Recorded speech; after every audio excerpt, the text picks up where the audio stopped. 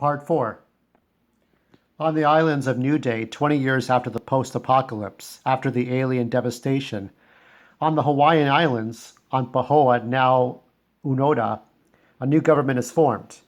And in this new government, you have three governors. You have Tulip, the eco-governor of gardens and plants. You have Zether, the governor of entertainment and music. And you have Sillabone, the governor of technology.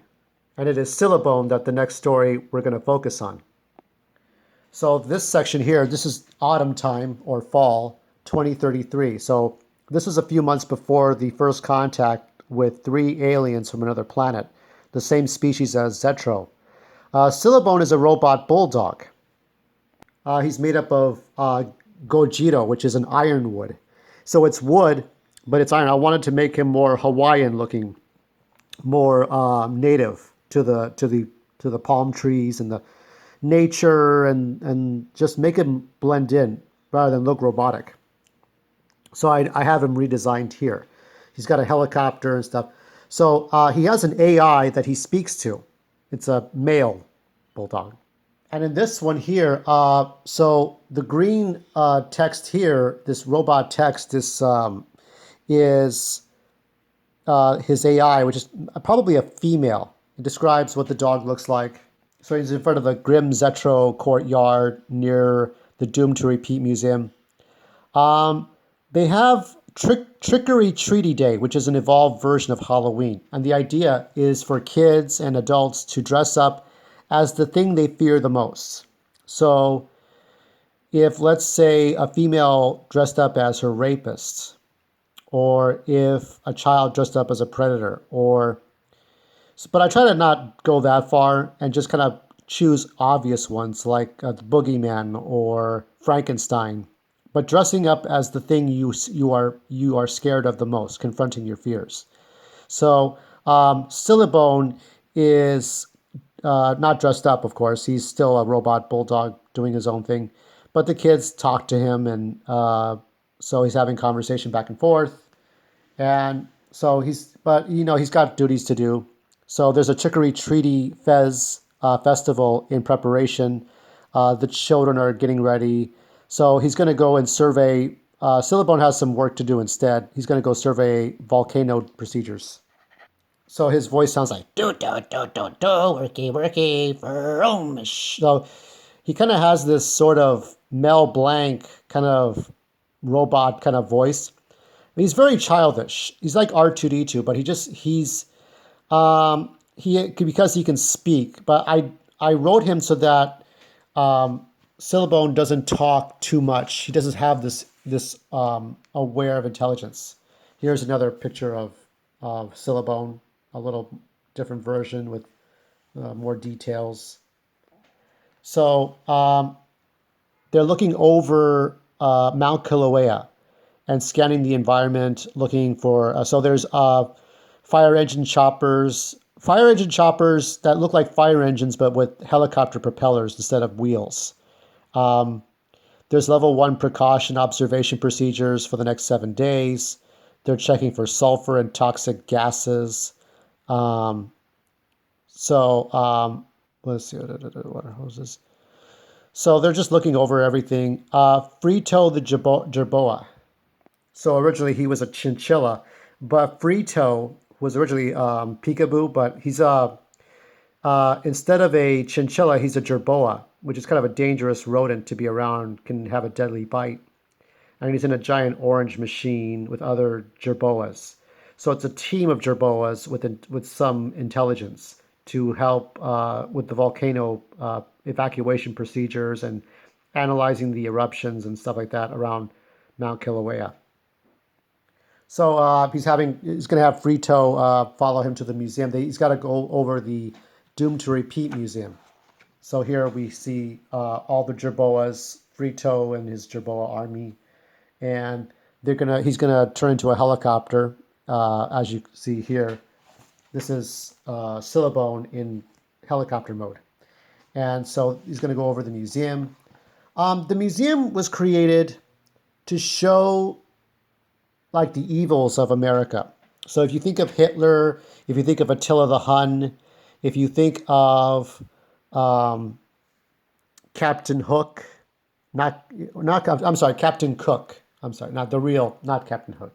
Captain Cook, Attila the Hun. Uh, I'm trying to think of other people. The Christians and the Lions, just monsters throughout history. World War One. Who were the villains in World War One? Um, uh, the I guess it's like James Earl Ray who shot Martin Luther King Jr. Um, Charles Manson, Ted Bundy, Ted Kaczynski, members of the Al Qaeda, members of the Taliban, um, people who were just people with very evil hands. So, with Hitler and Mussolini and all these different people, you look at serial killers, you look at world despots. And the Doom to Repeat has just different kinds of evil. And here you have Frankenstein. Frankenstein was one of the survivors in Grey Patriarchy. If you recall, he got into a scuffle with Mutt's army, and he was seriously injured. But he wasn't dead. Jorge died, his partner, his friend, but not he himself was just critically injured. But he survived his wounds, and he lived on. He's a half primate, half human.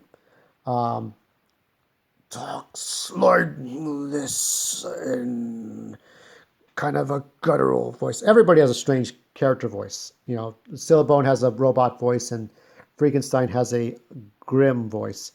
And then you have Panza going meow, meow. So Panza's Francisco's sidekick is cat, and so they're just playing around in the museum.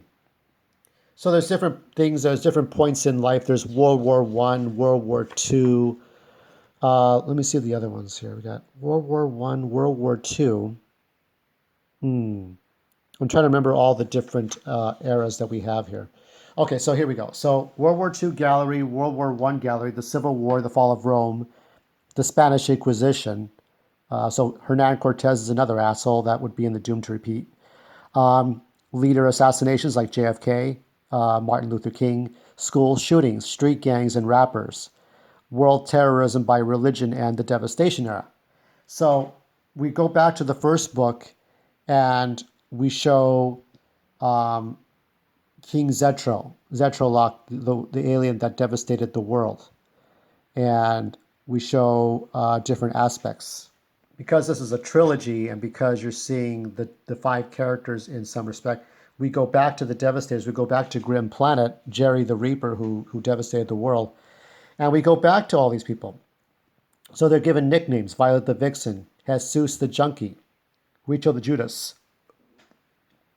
And then we have Jerry, and we have Jerry the Reaper, who's kneeling down with a giant sword through his heart. And the image of Jerry gives is he's referred to the bird. He gives in the direction of the viewer.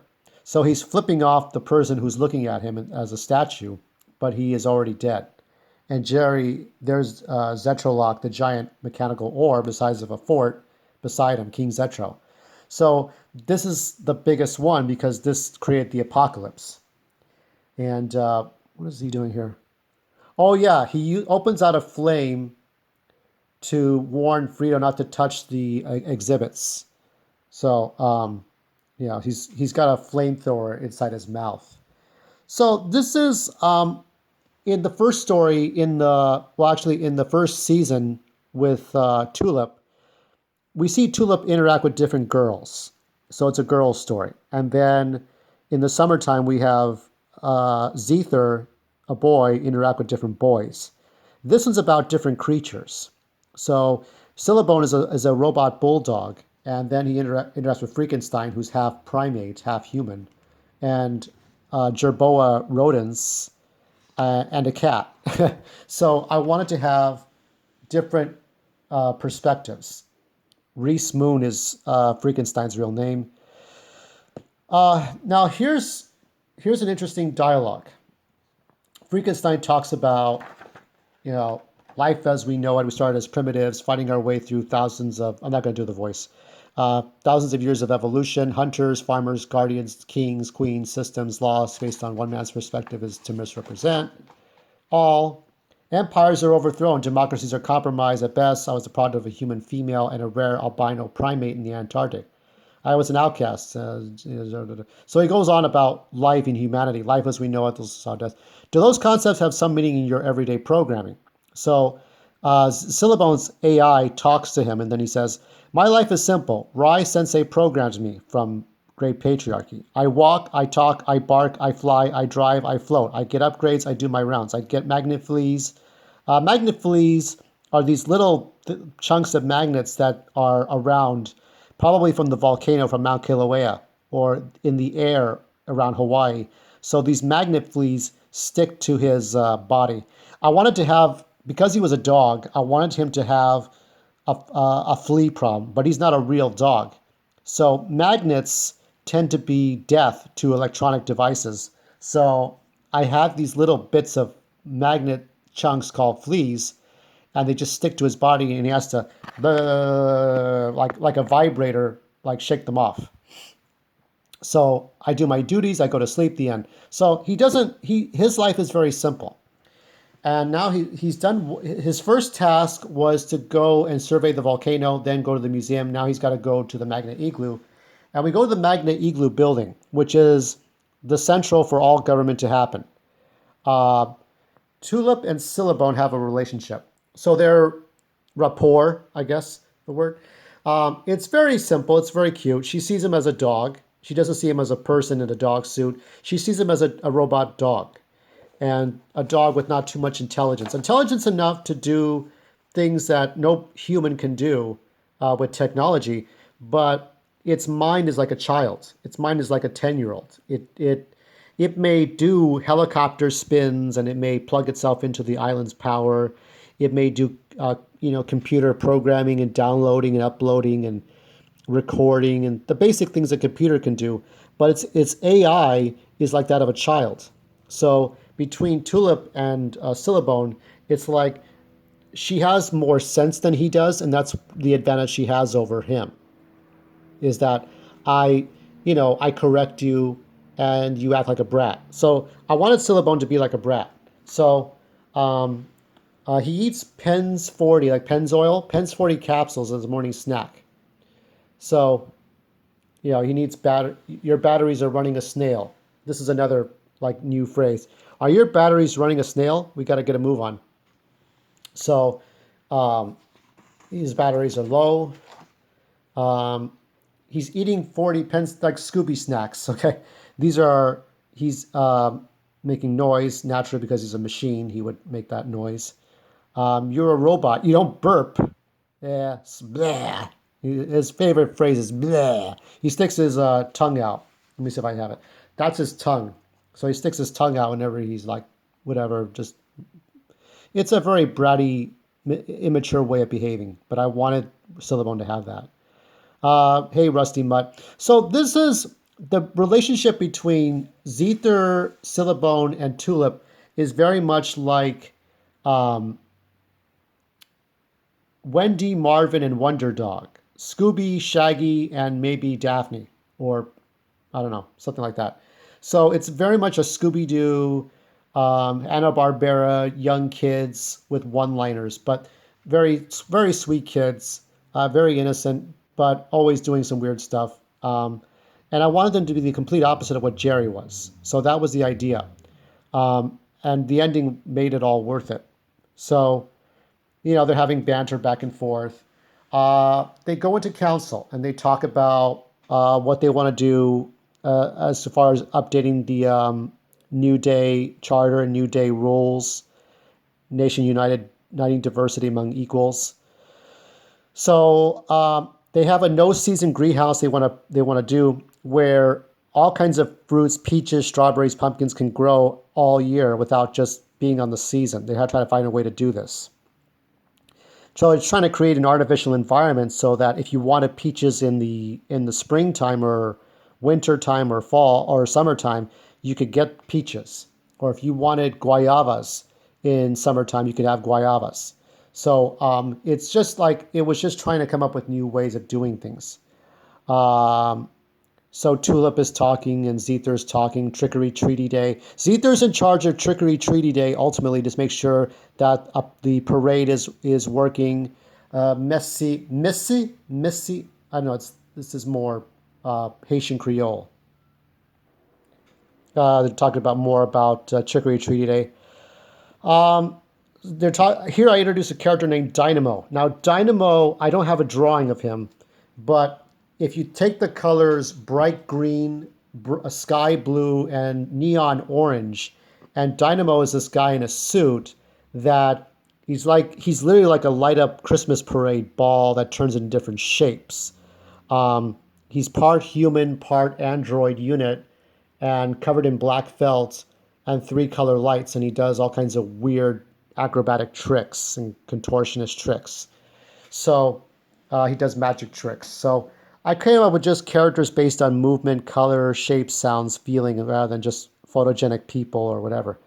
Some of them just defy logic.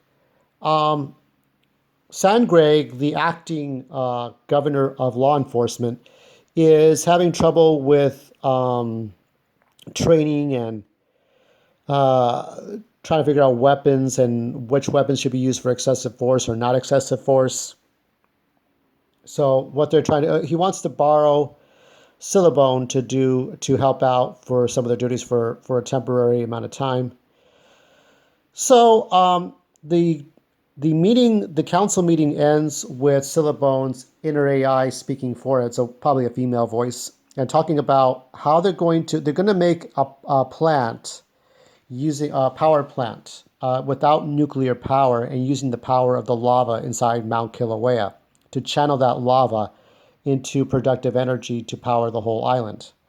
So Syllabone has his AI has some proposals and ideas and different things to work out. These next few pages deal with Syllabone and Sandgreg. Syllabone is playing, if you imagine Pong, right? Playing Pong. So Syllabone is playing Pong in virtual Pong in his head, because he's a program. He can actually do that. So he's doing that, but he's on his way to headquarters of the of 5-0, and 5-0 is so like Hawaii 5-0, but it's 5-0, the Kiwa. And Kiwa 5-0 is short for killer whale. So to abbreviate words in this time period, what I do is I take the first syllables of each word, or last syllables, or syllables of words that you can just kind of string together. It's kind of crude English, but that's just the way it would be. So Kiwa 5-0 is the killer whales police department. So because they're black and white. So we have different officers on board to help patrol the island and watch out for troublemakers and make sure people are safe. Syllabone is yawning at boredom, or he's just like in moping mode. And one of the officers, I didn't know you need to yawn, sir. So everybody laughs. So Syllabone's kind of like Scooby-Doo. He's just very silly. Dorobo. Dorobo is thief, but Dorobo is now another way to say thief in English. It's now accepted. These are forms that have to be filled out. So, but of course, this is a story, so we have an action scene to take over paperwork. Because that's the way it is. That's the way I would write this. And so they go and stop a criminal. Somebody stole a skateboard and is running away, or attempting to run away. This one we have, so all the officers are trying to stop him. They fail to do it, but they use a net to try to stop the kid from running away. Doesn't work. At first I wanted to make the kid mean-spirited, but I said no, he's just a coward, and he's not completely a thief. But Syllabone tries to stop him, and eventually they do. So they say, "Why did you steal?" And it's like he knows his rights, the community lawyer. So the perp says, I want to say, my name is Ivan. I wanted to race with my friends around the island and the other island. I'm sorry. I stole this skateboard. It belongs to the new family living in the Sumiki house, which is that Lego wooden house up the street. I just didn't have the money. So, he was being a coward. He was stealing, but I wanted to make him remorseful. I didn't want to make him mean spirited. I wanted him just to be a kid who's not too bright, but is remorseful and is willing to change, but he doesn't know how to change. And that's one of the many things I put in place is the system and how does the system work. Um, Go to one more page before I wrap it up today. So after helping out the police, the Kiwa 5-0, Tulip confronts Silabone about something. She mentions that the ancient states people, the people that live on the mainland, California, Nevada, throughout the United States, she's made an important discovery concerning them. And Silabone realizes what she's done. Now, I don't reveal this until later on, until the very end, exactly what her plans and ultimately the plans of New Day are for the people of the ancient states, the people who are still diseased, still sick, still forgotten. So he's like, he's like saying, she's like, don't whine, you bucket of milk bones. I was like, I could be watching soccer derby right now. This is heart. This is heart, meaning this is important. It's about the ancient states. Did you really do it? Yes, we did. Now hurry along. Come on then. Come on then.